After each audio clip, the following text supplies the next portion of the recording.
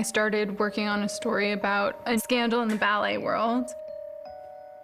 My name is Alice Robb, and I'm a contributing writer for Vanity Fair. It was a business story about a ballet company that turned into a murder investigation. So in 2016, Ashley married a much older man. Together, they made a plan to start a new ballet company. Ashley's dream was to create a ballet company that would be a home for dancers who were unconventional. She didn't want a cookie-cutter company. She wanted girls that were tall, girls that were short. You know, I am taller, so I thought that this would be a great fit for me. I don't know that Doug could spell ballet before he met Ashley. But, you know, when you love somebody, what do you want to do? You want to make her happy. Ashley was 24 and Doug was 54. They knew each other for approximately 13 days before they got married. Ashley was sending photographs of herself to Doug constantly. She was, you know, a bikini model at some point, and she knew how to work it. She knew how to use it. His major concern is, how's he going to introduce Ashley to Eva? I felt like Ashley was taking my dad away from me. Ashley wants to win total affection. She wants to be number one. She would go through periods where she was just raging at Doug. She flip-flops between he's a great guy who everybody knew him as, or he's evil. Good or evil, good or evil, good or evil. She goes to live with her mother and effectively cuts off all communication with Doug. He's begging her to talk about things, give him another chance. Meanwhile, she accused him of trying to poison her. She's accused him publicly of murder, attempted murder. Was Doug Benefield dangerous? They both had a lot of guns, and there was an incident where, during an argument, he shot a gun into the ceiling. After the case with the poisoning allegations, I saw a picture of the two of them, you know, arm in arm, attending a gala together and looking like a happy couple. He was so hopeful and optimistic that everything would be all right. Every time she made allegations, she always came back to him and gave him hope of reconciling. At some point, Ashley said that she wanted to move to Maryland together and start over as a family. They were packing up her house in Florida. I heard somebody screaming outside. And she shot him. She walks next door, gun in hand, and tells the neighbor, I shot Doug in self-defense. It's right next door to me. She just came over. Her strange husband attacked her, and she says she shot him. Was she genuinely afraid or just trying to get her way? Since Black Swan came out, I think that's a lot of people's only window into ballet, which sucks. But this certainly does parlay into that narrative. To Doug, Ashley's this innocent, pure white swan. But underneath those white feathers, she's the Black Swan.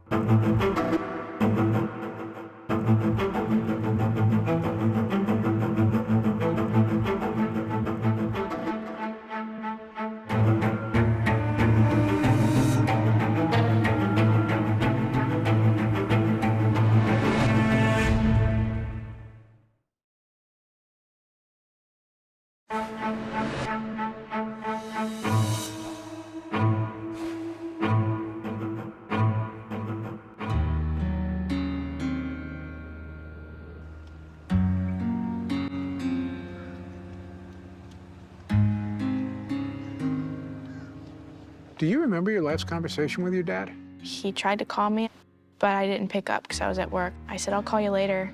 Never called him because I assumed everything would be all right. I'd get a Bible verse next morning and I'd call him and everything would be okay. Eva Benefield got a Bible verse by text every morning from her father, Doug. It was their daily ritual. But on September 28th, 2020, that Bible verse never came, a sign that everything was not okay. I was freaking out and I spammed him with text messages. I called him. Out of desperation, she began Googling the names Doug and Ashley Benefield and accident with Florida man. Later that day, Eva called an uncle who had texted her. And I said, "What's wrong with my dad?" And he said, "There's been an accident." And I said, "She killed him, didn't she?" And he said, "Yeah, she shot him twice." Hang on, those were the first words out of your mouth? Where was that coming from? I just had a gut feeling. I drove a couple blocks down the road to my friend's house, and they saw that I was crying, and they said, "What's wrong?" And I said, "Ashley killed my dad." It was a tragic end to a relationship that began at a dinner in Florida back in August of 2016. Doug met Ashley and felt like he'd been struck by a thunderbolt. He just immediately thought Ashley was the most beautiful, the most amazing person in the world. Writer Alice Robb wrote a piece about the Benefields for Vanity Fair. Doug was from Charleston, South Carolina, a consultant who worked with technology companies and defense contractors. The two had bonded over conservative values and guns. The night that she met Doug for the first time, she had guns on her person, in her purse, in her bra. Stephanie Murphy, Doug's family attorney, says that when Ashley first met Doug, she was working in the Sarasota campaign office of Donald Trump. Her job was to help galvanize the evangelical vote and work the rallies. You can see video of her on the internet, throwing things into the crowd, getting people really excited. Aside from her work in politics, Ashley had also been a fledgling swimsuit model and a dancer with the Maryland Youth Ballet, where she was sometimes a featured performer, as in this piece from The Nutcracker. I've seen videos of her dancing. She was definitely a good, well-trained dancer. Days after they met, Doug left the country on a short business trip. And by the time his plane was landing back in the United States, the heart emojis were flying fast and furious. They were saying "I love you" to each other within, I think, a week or so. Doug was deeply religious, and his friends believed he wanted to marry Ashley before he was intimate with her. What did he say to you? Will you marry us? Trip Cormany was one of Doug's closest friends and happened to be an ordained Episcopal pastor at the time. Just 13 days had passed since the couple had met. Trip wasn't thrilled, but agreed to perform the ceremony. It was being loyal to my friend. Doug invited almost no one to the wedding, not even his teenage daughter. He loves this girl, his 15-year-old daughter. He goes and gets married and doesn't even tell her. Yep. Tommy Benefield is Doug's cousin. It's bewildering. I would have talked him out of it. Eva certainly would have talked him out of it. Eva was stunned, still dealing with an unspeakable trauma. 9 months earlier, Eva's mother and Doug's wife, 56-year-old Renee Benefield, had died. Eva had discovered her mother's body. I couldn't get in through the front door, and she wasn't answering the doorbell or the knock, so I crawled through these bushes, and then... Your parents' bedroom? Yeah, so I could see directly in there. The blinds were open. The lights weren't on or anything. And then I could kind of see her silhouette, so I went to the door and went to my neighbor. The neighbor kicked in the door. There Renee was, dead from an undiagnosed heart ailment. In the aftermath, Doug was right there for his daughter. After my mom died, he really took kind of a motherly role along with a fatherly role. He made sure, you know, I could go to him with boy problems, with school drama, with anything, and he would take care of it. But 9 months later, Eva discovered Doug had a new woman in his life. I was upstairs, and he said, "Eva, you need to come down and talk to me and Ashley." And I said, "The only thing that you would need to tell me about y'all's relationship is if you proposed." And as soon as those words came out of my mouth, he said, "We're married." That's a lot. It is a lot. Doug encouraged Ashley to try and mother a reluctant Eva, who was only 9 years younger. He basically told her that I needed somebody. I needed a motherly role in my life, and I didn't think that I needed that. The situation became even more complicated when Doug and Ashley allowed Eva's friend Sydney to move into the house. 2 teenage girls and a new young wife were a combustible combination, and during one heated argument with Ashley, Doug cracked. In a terrible moment, he discharged the gun into the ceiling of his house. His best friend Tripp says that Doug was filled with regret. In his words, he said, "I did the dumbest thing I've ever done in my life." But that did not end the relationship. Just the opposite. 2 days after the gun incident, Doug and Ashley threw themselves a formal wedding reception, complete with guests this time. The newlyweds also forged ahead with Ashley's grand plan to create an inclusive ballet company. The idea of it was really great. But implementing it was something else entirely.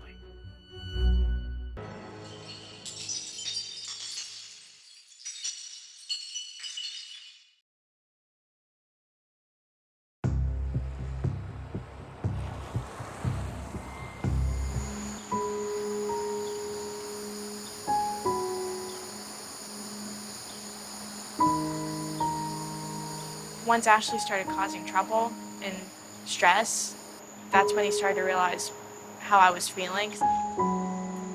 Even though there was a growing tension at home between Ashley and Eva, He promised me that things were going to be okay eventually. Doug went ahead with helping Ashley follow her dream, establishing a ballet company in Charleston with a unique mission. Being more inclusive, having dancers of every shade, color, body type, things, those are all things that I'm a big believer in. Ashley and Doug hired ballet master Michael Wise to train the dancers. They talked a big game about big money, he says. $10 million they promised they'd secured from backers and boldly named their new company the American National Ballet, or A&B. When you first met Doug, what kind of guy did he strike you as? Kind, a very serious businessman, and had a very methodical approach to a lot of what he did. Did he know anything about ballet? No, and he was very open about that. I was supposed to be working with Ashley to get her to understand how a company should be run. What was your first impression of Ashley? Young, ambitious. We were all hoping that she would rise to the occasion. In the summer of 2017, Ashley and Doug were there as A&B held auditions. I definitely thought that it was something that I wanted to be a part of. Dancer Amanda Hemsley hoped A&B would be her chance to prove herself. Being a Black female dancer, it's so challenging to audition for other companies where you don't fit the mold exactly. So I thought that this would be a great fit for me.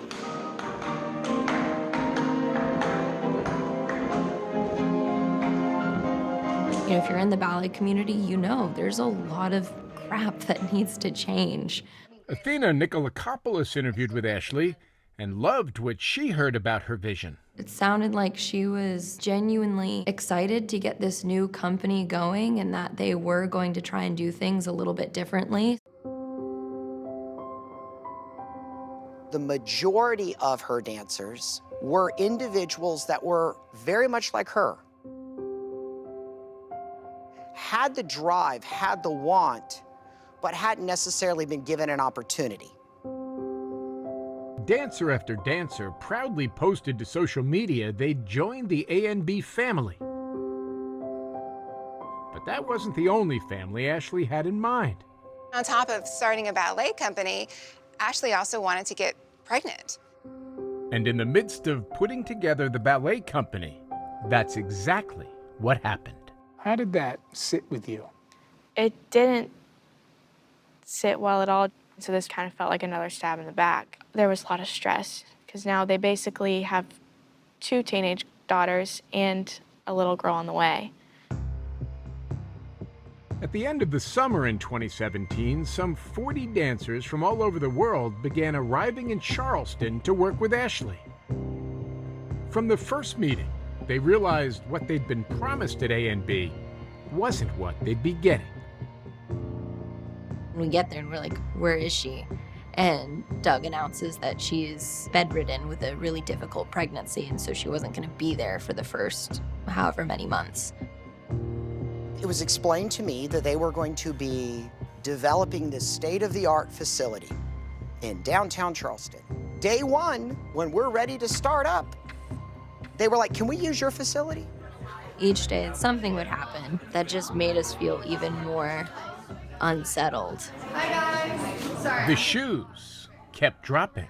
The company typically pays for the dancers' point shoes. I remember one day we came in and they're like, yeah, unfortunately, we have to half your allotment of shoes. This sounds like a professional baseball team not supplying their players with bats. Yeah, that's exactly what it is. On top of all this chaos and confusion, the dancers were having trouble getting paid. Their checks were often late, if they arrived at all. Doug was scrambling to meet the company's obligations. We would ask him, hey, where's the money for our shoes or our paychecks? He would go to the bank and just pull out cash and give people cash. Paying you out of his own pocket in cash is not the kind of thing that's going to inspire confidence.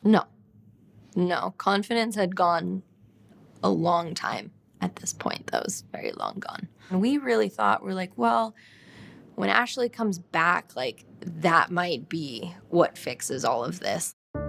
But Ashley wasn't coming back. At the end of August, citing her difficult pregnancy, Ashley went back to Florida to live with her mother, while Doug tried to make the ballet work in Charleston. What did you make of that?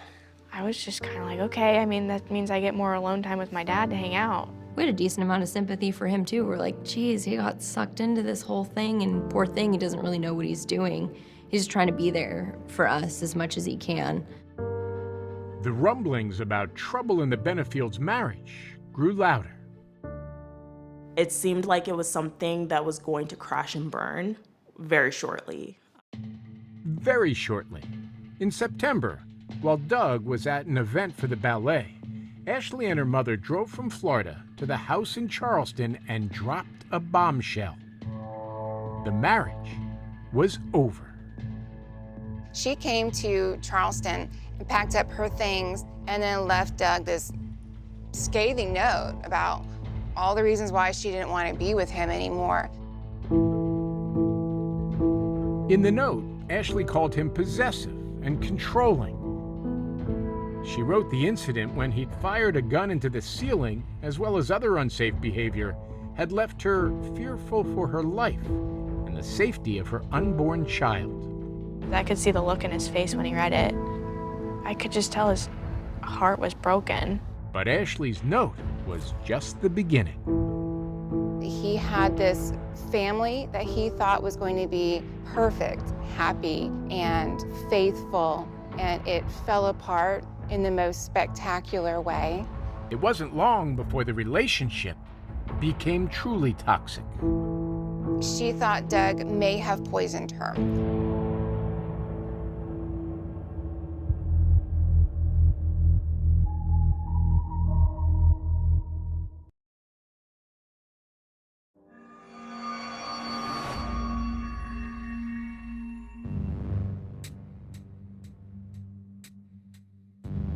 This is a pretty long letter.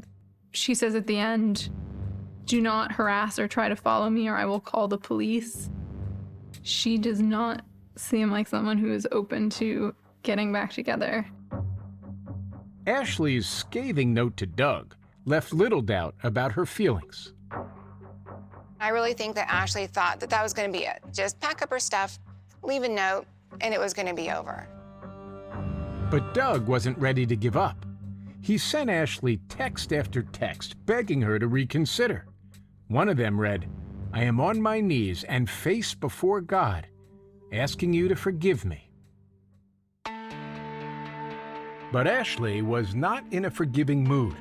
She decided to call the authorities on Doug, Cops showed up at my house after she left my dad, and he wasn't home. I had to answer the door. She got Child Protective Services involved from Florida. I hadn't even seen her in months. Ashley told police that Doug had anger issues and all about the day he fired his gun inside the house. Investigators interviewed Eva. I was constantly having people come up to my door and questioning if my dad was a good dad. And it just made me so angry because he was, and I just kept having to repeat myself. My dad is a good dad. He's never done anything to hurt anyone. He wouldn't hurt anyone. Doug was investigated by CPS and ultimately cleared. He'd been evaluated by a psychologist, a full psych evaluation, who said, there's nothing wrong with this guy. He's not dangerous. Doug was struggling on another front. Overwhelmed by handling the ballet company. By mid-October, we were notified that Ashley was stepping down. Did she jump or was she pushed? Pushed. Why? Because there needed to be leadership, and Ashley was not being a leader. Wise was in the room when Doug got a call from Ashley, who was more than a little upset. The phone rang, he picks it up, and you hear Ashley screaming, "You took my ballet company away from me." With Ashley gone, Doug brought in new leaders who made drastic changes. On October 23, 2017, some of these dancers, including Amanda, were called into a meeting, told to sign non-disclosure agreements, and fired. And Doug was of no help here? No, Doug was, nowhere to be found that day. Just like that, half the company's dancers were gone. 2 days later, Ashley posted on the ballet's social media pages, "I am completely devastated by what has been done, and the new leadership has destroyed all that we worked so hard to build." What happened hurt. It helped to know that someone was on our side there and that, this was never the intention. It seemed like a beautiful idea had gone up in smoke. Within months, the American National Ballet was done. Doug was out more than $100,000. His ballet nightmare was over, but his friends say a new one was just beginning. Ashley now had questions about Doug's first wife, Eva's mother, Renee, and how she died. Ashley texted Doug. Wait, what did she die of again? Doug told her that Renee had a 75% artery blockage. Ashley, I thought I have heard you say something about medications or something, like bad drugs? I've read the autopsy report. It's clear. Died of a heart attack, essentially.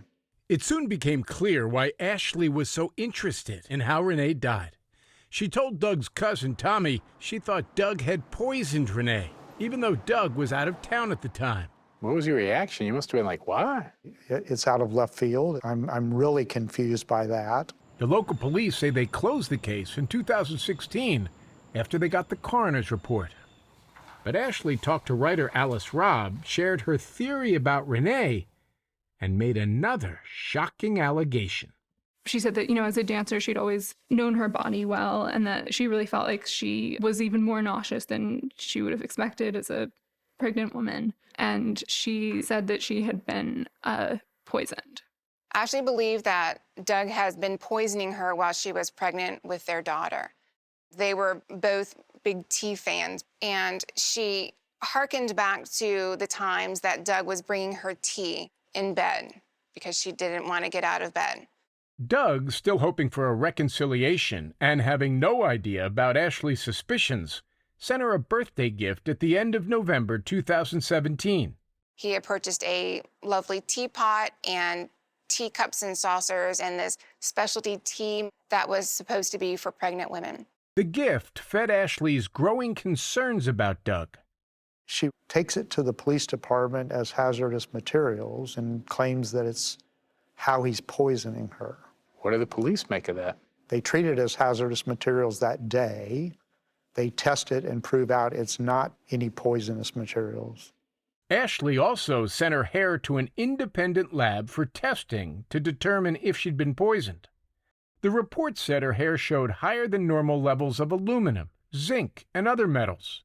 But Doug's lawyer disputes those findings. She had gotten plenty of lab work done because she was pregnant. Her medical records in South Carolina, her labs all came back normal.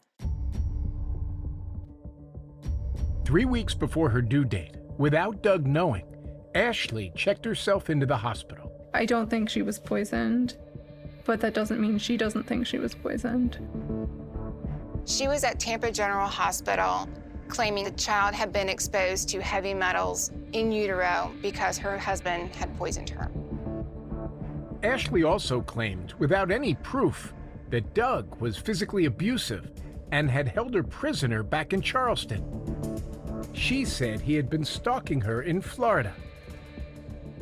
With no way to know if what Ashley told them was true, the hospital took precautions for her safety and assigned her a new name, Christina.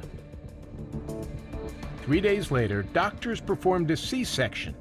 The baby girl was healthy. But Ashley continued to worry her baby had been poisoned. Both Ashley and her daughter were here every single day receiving treatments. Do you think Ashley believed she was poisoned?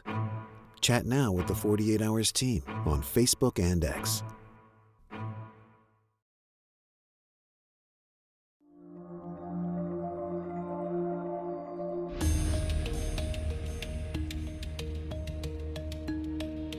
The news that Ashley had given birth to a healthy baby girl in March 2018 took more than a month to reach Doug, says his lawyer, Stephanie Murphy. The baby was born about 3 weeks early. Doug had no idea.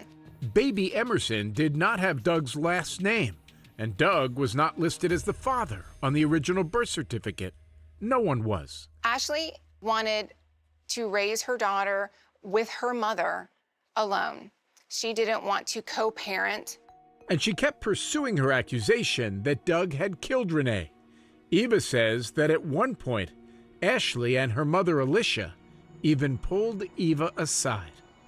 And they suggest to you that your father had a part in your mother's death? Right. What exactly did they say to you? They said, we're concerned about your safety. Your dad's a bad guy. He does bad things. I just told them to get away from me. But mother and daughter did not go away. Months later, Eva says, they renewed their accusations. And what did they say that time? Your dad poisoned your mom. How'd you react to that? I said, no, he didn't. I was there. I found my mom. And that caused a lot of emotional trauma. My dad wouldn't do that. He loved my mom. I want to be clear about something. Was Doug ever charged with any crime? No, sir, and none of the allegations were true.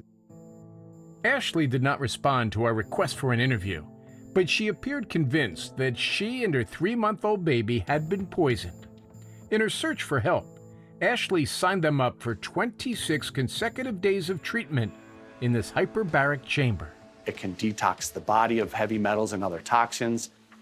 Safety Director Robert Cederoth says Ashley and her daughter spent 40 hours in this 12-person chamber that looks more nautical than medical. We call them dives because we're almost simulating diving like when the divers go down. Ashley's daughter was the youngest patient ever treated here.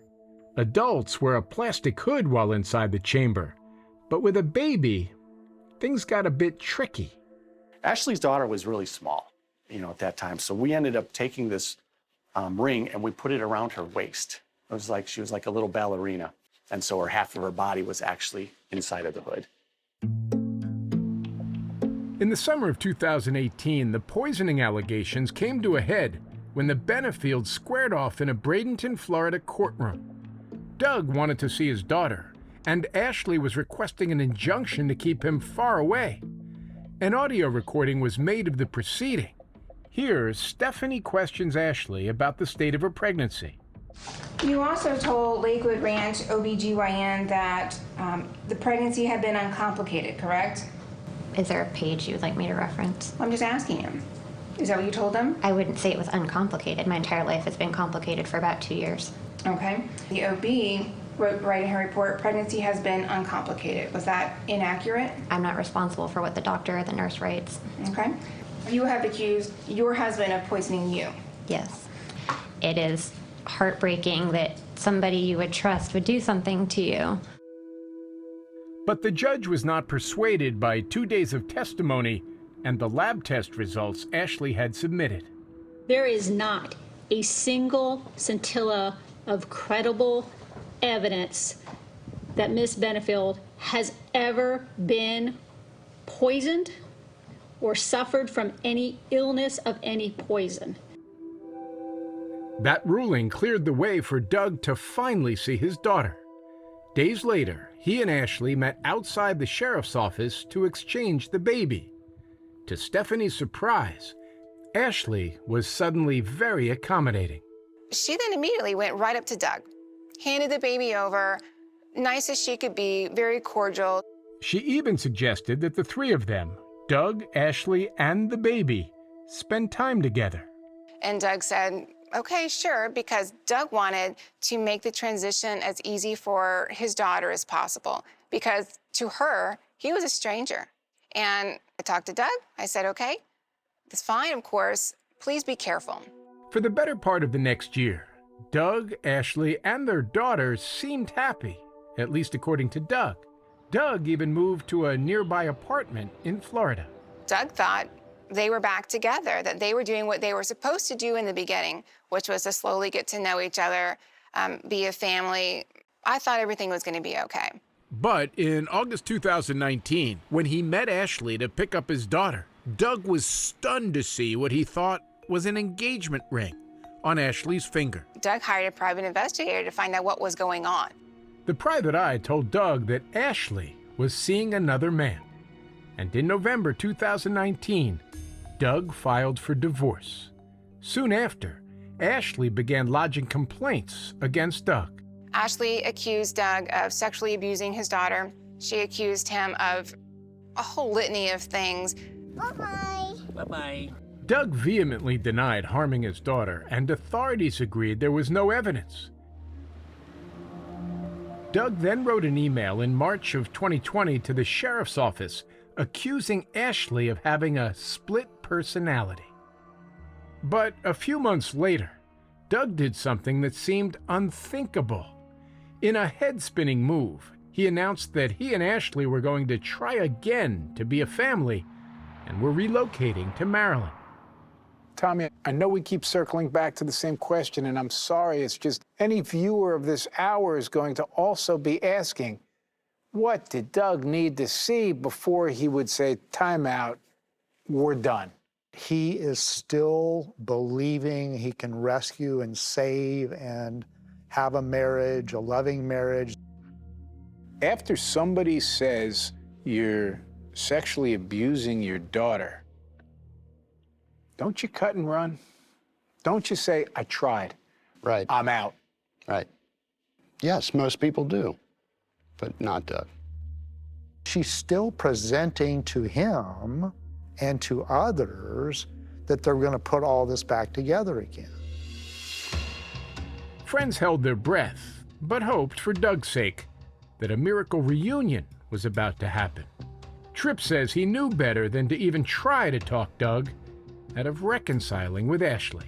There's nothing I can say that could possibly turn him around on this. He's going to do this if it kills him. Go inside the couple's short but troubled relationship at 48hours.com.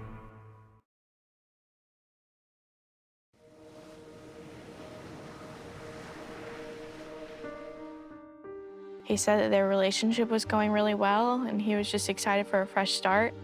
On September 27, 2020, Doug Benefield was preparing to begin his new life.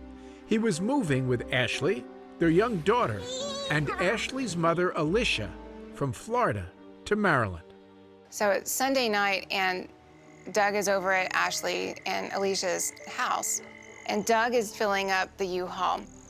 Alicia decides to take the baby for a walk down to the neighborhood park. Ashley stayed behind with Doug. Soon after, a neighbor heard screams and called 911. I heard somebody screaming outside. Then Ashley walked to a different neighbor's house, carrying her .45 caliber handgun. She walks next door, gun in hand, tells the neighbor, I shot Doug in self-defense. The neighbor calls 911. It's right next door to me. She just came over. Her estranged husband attacked her, and she says she shot him. Ashley can be heard sobbing in the background. When the ambulance arrived, Doug was still breathing. Police and EMTs assisted Doug, who had been shot twice in his right leg and arm. Police noted that the bullet from his arm traveled into his chest cavity. Doug lived for an hour, but died at nearby doctor's hospital. Ashley was not arrested that night as detectives began investigating her claim of self-defense, but they'd have to do it without her. She didn't speak to detectives at all. But Ashley's mother, Alicia, told the detective that she and her daughter were victims of domestic abuse and had been living in fear of Doug for 3.5 years. She claimed that they tried to get help, but nobody would help them. And Ashley's lawyer, Faith Brown, told the detective that Ashley was creating an escape plan to get away from Doug once and for all. Brown told the detective Ashley was in danger, has a psychologist, 2 attorneys, and a burner phone. Ashley also had a safe location and a rental car set up. Ashley was expected to implement the plan the very next day because, as Ashley's lawyer told the detective, she was very concerned Doug was getting wind of the plan. But as detectives investigated, Ashley's claim of self-defense became problematic. A detective noted that Doug had no guns or weapons on his person or near him. She shot an unarmed man. In the days and weeks after the shooting, Ashley did not reveal what happened in that moment. In November of 2020, Ashley Benefield was charged with second-degree murder. The arrest warrant noted it appears that Ashley had exhausted all legal means of keeping the child away from Douglas before the shooting. She's pled not guilty. I don't know what Ashley believed. Writer Alice Robb says it's difficult to know if Ashley was a victim or a master manipulator. Was she genuinely afraid and just trying to protect her baby and save herself? Or was she trying to get Doug out of her life just out of spite? Just because she hated him? I feel like part of her wanted to believe that my dad was a good guy, but then there was also a part of her that was scared of him. And I think that part took over. Why was she scared of him? I think all the allegations she made, she started to believe them a little too much. Ashley's mother, Alicia Byers, was granted custody of her grandchild. While awaiting trial, Ashley was free on bond and saw her daughter frequently. Do you ever think about her, Ashley? All the time. What do you think? I just want to know, why would she take away my father, my best friend, knowing that I don't have another parent? I knew something was wrong one day when he didn't send me a good morning text. And then a couple hours later, I got a call that she had shot and killed him. Over the past year, Eva has been exploring her feelings on TikTok, using her unique sense of humor to soothe her pain. She posts frequently under the name Eva the Freakin' Diva, where she jokes that her brand is the girl with the dead parents. This isn't the chum bucket. I use dark humor. I don't know, I guess it's the way my brain's wired, but I'd rather not sit and sulk. I'd rather just make light of a situation. These days, Eva cherishes her time with Sully, the dog who once belonged to her father. And she and Tommy still go to the beach at Sullivan's Island, where her father's ashes were scattered. When we stand out here now, all these months later, any peace? I don't think I'm gonna get peace until after the trial's over. Do you ever dream about your dad? A few times. What happens in the dream? We're in this big house, and he enters the room through a door, and he says, I've been in hiding, and I need you to help me. And then I run with him, and there's a tunnel, and then I wake up.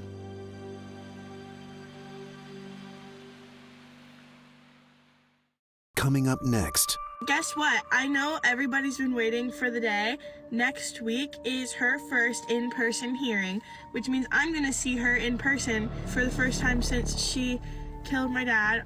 A daughter comes face to face with her father's accused killer, learning disturbing new details. It's been difficult for me hearing about it over again and over again and over again. It's a lot. They made this all about Doug. They cast Doug in the worst possible light.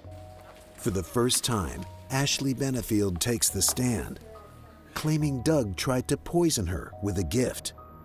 When I opened it, there was an overwhelming, strong chemical smell, and I got like an instant headache. She says Doug was abusive. He'd come at me like he was gonna hit me. He threw a chair at me. Then, in tears, Ashley's story of what she says happened that night. He said, you're done. I was scared to death. She's the kind of person who eventually believes her own lies. But just because someone believes what they're saying doesn't make it true. And I just started pulling the trigger. And it just kept crumbling. That's next on 48 Hours. Don't miss true crime anytime you want, anywhere you go, with the 48 Hours podcast.